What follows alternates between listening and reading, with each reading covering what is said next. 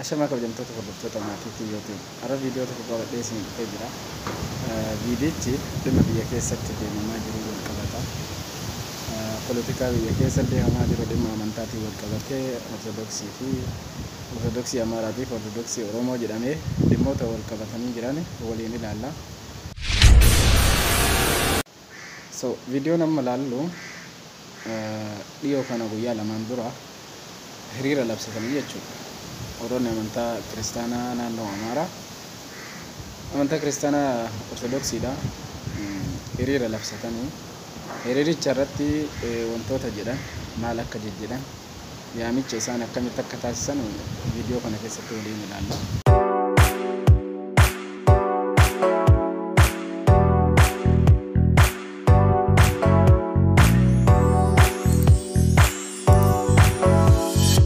ሶስተኛ የትኛውም ሰልፍ በየትኛውም የሀገሪቱ ክፍል ማድረግ አይቻልም በማለት የተደረገው ክልከላን በተመለከተም ሰላማዊ ሰልፍ ማድረግ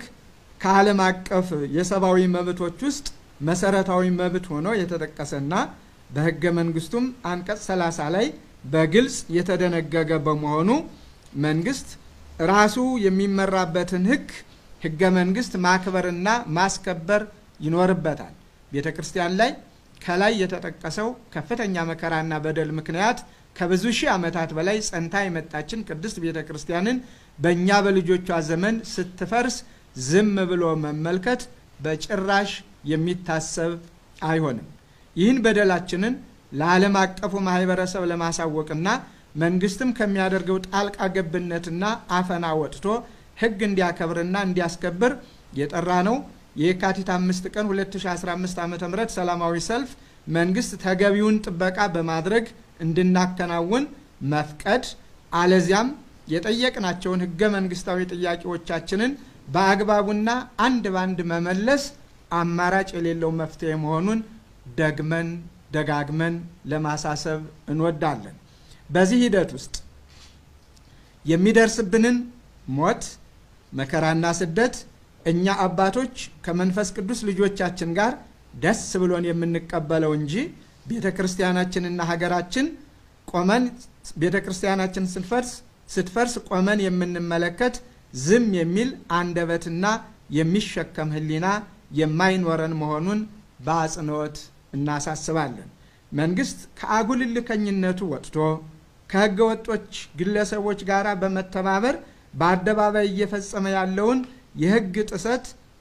ዛሬን ጨምሮ በቀጣዮቹ 2 ቀናት ውስጥ እንዲያቆምና ህግና ስርዓትን እንዲያስከብር በኃይል የወረራቸውን መንበረ ጵጵስናና አጥቢያ አብያተ ክርስቲያናት ለቆ ለቤተ ክርስቲያኒቱ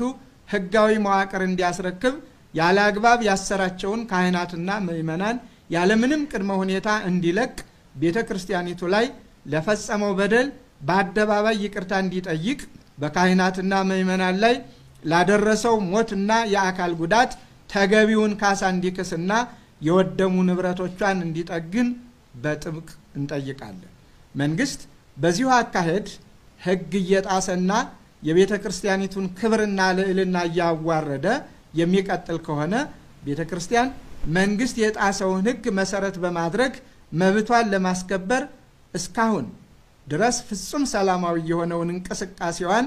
አድማሱን በማስፋት የካቲት 5 ቀን 2015 ዓ.ም ለማድረግ ያቀደችውንና ያሳወቀችውን ሀገር አቀፍና ዓለም አቀፍ ሰላማዊ ሰልፍ ያለ ምንም ከልካይነት በራሱ አደባባይ የምታከናውን መሆኑን እያሳወቅን መንግስትም ድርሻው ሰልፉ ሰላማዊ ሆኖ እንዲጠናቀቅ መንግስታዊ ኃላፊነቱን በአግባቡ መወጣት ብቻ መሆኑን እያሳሰብን ዛሬም ቢሆን መንግስት ቆም ብሎ በማሰብ ከኛ ከአባቶች ጋራ ሃይማኖታዊ ቀኖናዊና መንፈሳዊ ያስተዳደር ስርዓታችንን ባልጣሰ መልኩ ለመነጋገርና ችግሩን በዘላቂነት ለመፍታት ጥረት ካደረገ በውይይት ለመፍታት መንፈሳዊ በራችን ክፍት መሆኑን እናሳውቃለን። ከዚህ ውጭ በሁለቱ አባቶች መካከል የተፈጠረ ችግር እየተባለ የሚነገረው ፖለቲካዊ ጨዋታ የመንግስት እንጂ በሀገሪቱ ህጋዊ ሰውነት የሌላቸውና ከቤተ ክርስቲያን የተለዩ ግለሰቦች ጋር ማነጻጸር ህገ መንግስታዊም ሆነ ሞራላዊ የሕግ መሰረት የለውም። ስለዚህ ቤተክርስቲያናችን የጠራችውን ሰላማዊና ሕጋዊ የሆነ የመብት ጥያቄ የማፈን ሂደትን በጥብቅ እንቃወማለን። የተወደዳችሁ የመንፈስ ቅዱስ ልጆቻችን እስካሁን ባደረጋችሁት ጽናትና ተጋድሎ ሃይማኖታችሁንና ቅድስት ቤተክርስቲያናችሁን እንዳላሳፈራችሁ ሁሉ አሁንም ከስሜታዊነት በወጣ ሁኔታ በከፍተኛ ጽናትና ጥንካሬ የአባቶቻችሁን ድምጽ ብቻ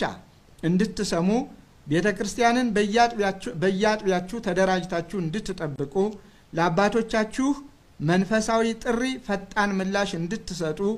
እየመጣው ላለው መከራና ስደት ለመንፈሳዊ ተጋድሎ እንድትዘጋጁና በፍጹም መንፈሳዊ ጨዋነት በአንድነት የመጣብንን ፈተና እንድትወጡ አደራያል። ሲኒሳኒ አኩመ ሲናርጊተን ካና አኩመ ወሊላለ ካና ለብሲኒሳኒ ካና ፈካታ እከነት ለብሰተኒ ጀቹ ኡፉማ ለብሰተኒ አመሞ ይጅራሜ ራነት ፈካታ ለብሲቺ አራጉያ ፌብሩዋሪ ጋር ጉያ ሰገሌ ገጥይፈሜ ለብሲቺ ጅጅረኒ ጅሩ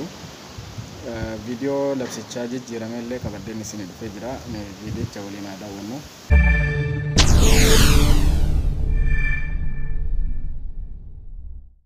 በቅድስት ቤተክርስቲያናችን ወቅታዊ ጉዳይ ከመንግስት ጋር እየተደረገ ስላለው ውይይትና የካቲት 5 ቀን 2015 ዓመተ ምህረት በሀገር አቀፍና በዓለም አቀፍ ደረጃ ሊደረግ ስለታሰበው ሰላማዊ ሰልፍ አስመልክቶ የተሰጠ መግለጫ ከዚህ ቀጥሎ ያለውን በብፁዕ አባ ጴጥሮስ የቅዱስ ሲኖዶስ ዋና ጸሐፊ ይተላለፋል። የተወደዳችሁ የመንፈስ ቅዱስ ልጆቻችን በመንፈስ ቅዱስ የሚመራው የኢትዮጵያ ኦርቶዶክስ ተዋሕዶ ቤተክርስቲያን ቅዱስ ሲኖዶስ በቅርቡ ከቤተክርስቲያናችን ሃይማኖታዊ፣ ቀኖናዊና አስተዳደራዊ ስርዓት ፍጹም ህገወጥ በሆነ መንገድ በመደራጀት የቤተክርስቲያናችን መብትና ጥቅም የጎዳ ተግባር መፈጸሙ ይታወሳል። የተቀየረውን የአበው ሐዋርያዊ ሲመተ ኤጲስቆጶስነት ስርዓት ፈጸምን በማለት ምክንያት በተፈጠረው የቤተክርስቲያን ሉዓላዊ ክብርና ልዕልና የማቃለል ሀገራዊና ዓለም አቀፋዊ ውለታን የዘነጋ ህልውናዋንና አንድነቷን ለመናድ የተደረገ ከፍተኛ ወንጀል በመፈጸሙና መንግስትም የቤተክርስቲያናችንን ህግና ስርዓት እንዲሁም ተቋማዊ ህልውና እንዲያስከብር እና እንዲያከብር በተደጋጋሚ ሲጠየቅ ቆይቷል። ከዚህም ውስጥ ቅዱስ ሲኖዶስ የካቲት 2 ቀን 2015 ዓመተ ምህረት ባወጣው መግለጫ መንግስት በዚሁ አካሄድ ህግ እየጣሰና የቤተክርስቲያንን ክብር እና ልዕልና እያዋረደ የሚቀጥል ከሆነ ቤተክርስቲያን መንግስት የጣሰውን ህግ መሰረት በማድረግ መብቷን ለማስከበር እስካሁን ድረስ ፍጹም ሰላማዊ የሆነውን እንቅስቃሴዋን አድማሱን በማስፋት የካቲት 5 ቀን 2015 ዓመተ ምህረት ለማድረግ ያቀደችውንና ያሳወቀችውን ሀገር አቀፍና ዓለም አቀፍ ሰላማዊ ሰልፍ ያለማንም ከልካይነት በራሱ አደባባይ የምታከናውነው መሆኑን ስታሳውቅ ቆይታለች። በዚሁ መሰረት መንግስት ቅዱስ ሲኖዶስ በመግለጫው የሰጠውን ቀነ ገደብ ከግምት ውስጥ በማስገባትና ጥሪውን በመቀበል የካቲት 3 ቀን 2015 ዓመተ ምህረት ለአስቸኳይ ውይይት ዝግጁ መሆኑን በተመረጡ የሀገር ሽማግሌዎች አማካኝነት መልእክቱ ሲደርሰን ካለው ወቅታዊ የሰላምና የጸጥታ ሁኔታ አንጻር መንግስትን ከመጥራት ይልቅ በቅዱስነታቸው መሪነት ጥሪውን በመቀበላችን በብፁዕ ወቅዱስ ፓትርያርክ የተመራ 12 ብፁዓን ሊቃነ ጳጳሳት ጋር ወደ ቤተ መንግስት በመሄድ የኢፌዴሪ ጠቅላይ ሚኒስቴር፣ ምክትል ጠቅላይ ሚኒስቴር፣ ሚኒስትሮች፣ ከፍተኛ መንግስት የሥራ ኃላፊዎች፣ የሀገር ሽማግሌዎች በተገኙበት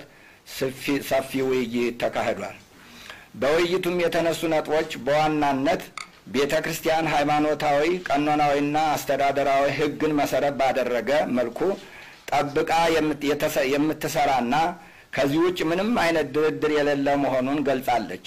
በዚህም መነሻነት የቤተክርስቲያንን አቋም በመቀበል መንግስት የቤተክርስቲያንን አቋም በመቀበል ወደፊትም የቤተ ክርስቲያንን አንድነትና ሉዓላዊነት በመጠበቅ መንገድ እንደሚሰራ አረጋግጧል። በዚህ የፈተና ጊዜ ውስጥ የቅዱስ ሲኖዶስን መመሪያ በመቀበል ራስን ለቤተ ክርስቲያን ሕልውና መስዋዕት አድርጎ በማቅረብ በክርስቶስ ደም የከበረችውን ቤተ ክርስቲያንን ለመጠበቅና ለማስጠበቅ ከጸጉር መላጨት እስከ ገመድ መታጠቅ በእንባ በዋይታ መላው ሕዝበ ክርስቲያን ሐዘናችሁን የገለጻችሁበት መንገድ ለቤተ ክርስቲያናችን ሕልውና ማስጠበቅ መሰረት ሆኗል። በዚህ ሂደት ሕይወታቸውን በሰማዕትነት አካላችሁን ለአካል ጉዳት፣ ኑሯችሁን ለፈተና፣ ለስደት፣ ለእንግልት እንዲሁም ለእስራት አሳልፋችሁ የሰጣችሁ ልጆቻችን ቅዱስ ሲኖዶስ ሁልጊዜም ውለታችሁን ሲያስታውስ የሚኖር ሲሆን የጉዳት ሰለባ ለሆኑት መንግስት የድርጊቱን ፈጻሚዎች ለይቶ በሕግ አግባብ ተጠያቂ እንደሚያደርግና አሁን ላይ እስር፣ ወከባ፣ እንግልት እየተፈጸመባቸው ያሉት ብፁዓን ሊቃነ ጳጳሳት፣ የአህጉረ ስብከት ሰራተኞች፣ አገልጋይ ካህናትና በተለያዩ አደረጃጀት የሚገኙ የቤተ ክርስቲያኒቱ ልጆች ምዕመናን ላይ እየደረሰ ያለው እስርና እንግልት ችግር በአስቸኳይ እንዲቆምና የታሰሩትም እንዲፈቱ አገልግሎታቸውን በሰላምና በነጻነት መስጠት እንዲችሉ ስምምነት ላይ ተደርሷል። በትናንትናው ዕለት ከመንግስት ጋር ባደረግነው ውይይት መንግስት የቤተ ክርስቲያኒቱን አቋም ሙሉ በሙሉ የተቀበለ ቢሆንም ይህንን ለማስፈጸም የሚያስችል የአፈጻጸም የድርጊት ጊዜ የሚያስፈልግ በመሆኑ እሁድ የካቲት 5 ቀን 2015 ዓመተ ምህረት እንዲካሄድ የተወሰነው ሀገር አቀፍና ዓለም አቀፍ የአደባባይ ሰላማዊ ሰልፍ ለተወሰነ ጊዜ እንዲራዘም ቅዱስ ሲኖዶስ ወስኗል። በዚህ ዕለት ሁሉም ሕዝበ ክርስቲያን በየአጥቢያችሁ በሚገኙ አብያተ ክርስቲያናት አውደ ምሕረት ላይ ባለመቅረት የተለመደውን የዕለተ ሰንበት የሥርዓተ ቅዳሴ፣ የጸሎት፣ የምህላና የትምህርተ ወንጌል ከወትሮ በተለየ መንፈሳዊ ሥርዓት በማከናወን እንድታሳልፉ ቅዱስ ሲኖዶስ ያሳስባል። የተከበራችሁ ውድ የመንፈስ ቅዱስ ልጆቻችን ቅዱስ ሲኖዶስ የካቲት 5 ቀን 2015 ዓመተ ምህረት የጠራውን አገር አቀፍና ዓለም አቀፍ ሰላማዊ ሰልፍ ለተወሰኑ ጊዜ እንዲተላለፉ ያደረገው የአቋም ለውጥ አድርጎ ሳይሆን አስቀድማ ቤተ ክርስቲያናችን በሮቿን ለሰላም ክፍት በማድረጓ ባስተላለፋችሁ ጥሪና ባስቀመጠችው ቀነ ገደብ መሰረት በመንግስት በኩል ወዲያውኑ ችግሩን ለመፍታት በመስማማቱና በመወሰኑ ምክንያት ብቻ መሆኑን ለመግለጽ እንወዳለን። ይህ ሂደት ትዕግስት የሚጠይቅ በመሆኑ እስካሁንም በፍጹም አንድነትና መደማመጥ የቅዱስ ሲኖዶስን ድምፅ እየሰማችሁ በአንድነትና በህብረት እንደቆማችሁ ሁሉ ወደፊትም የቅዱስ ሲኖዶስ ድምፅ በትጋት እንድትጠባበቁ እያሳሰብን በሕግ የተያዙት ጉዳዮችም የሕግ ሂደታቸውን ተከትለው የሚቀጥሉ መሆኑንና እኛም በልዩ ልዩ ሁኔታ የምናሳውቃችሁ መሆኑን እንገልጻለን። መንግስትም የቤተ ክርስቲያንን ጥሪ ተቀብሎ የውይይት መድረክ በማዘጋጀት የቅዱስ ሲኖዶስን ውሳኔ በማክበር በውሳኔው መሰረት የሚፈጸም መሆኑን ስላረጋገጠልን ቅዱስ ሲኖዶስ ተግባራዊ ይሆናል ብሎ በማመኑ ተቀብሎታል። በተጨማሪም በዚህ የፈተና ወቅት በየደረጃው የምትገኙ በአገር ውስጥና በመላው ዓለም የምትገኙ የቤተ ክርስቲያናችን የሥራ ኃላፊዎች፣ ሊቃውንተ ቤተ ክርስቲያን፣ መነኮሳት፣ አገልጋይ ካህናት፣ የሰንበት ትምህርት ቤት ወጣቶች፣ ልዩ ልዩ የቤተ ክርስቲያን መንፈሳዊ ማህበራትና መላው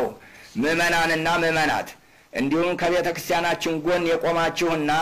አጋርነታችሁን የገለጻችሁ የሃይማኖት ተቋማት፣ የሕግ ባለሙያዎች፣ ግለሰቦች፣ የማህበረሰብ አንቂዎች፣ የጥበብ ሰዎች፣ የሰብአዊ መብት ተቋማትና በዚህ ሂደት ውስጥ ድጋፍ ስትሰጡ የነበራችሁ ልዩ ልዩ አካላት ቤተክርስቲያን እያመሰገነች ወደፊትም ልዩ እውቅና የምትሰጥ መሆኑን እናሳውቃለን። በመጨረሻም ቅዱስ ሲኖዶስ በመጀመሪያው ፍጹም ሰላማዊና ሕጋዊ መንገድ ከመንግስት ጋር የደረሰበትን ውጤት በየጊዜው የምናሳውቃችሁ ስለሆነ እንደዚህ ቀደሙ ፍጹም በሆነ መንፈሳዊ ጨዋነት የቅዱስ ሲኖዶስን መልእክት እንድትጠባበቁ አሁንም ቢሆን ያለመዘንጋት ቤተክርስቲያናችሁን በጥብቅ ሁኔታ እንድትጠብቁና ቤተክርስቲያናችሁ ክርስቲያናችሁ ላይ የሚያጋጥሙትን ችግሮች ሁሉ በተዋረድ ላለው መዋቅራችሁ እንድታሳውቁ አባታዊ መልእክታችን እናስተላልፋለን።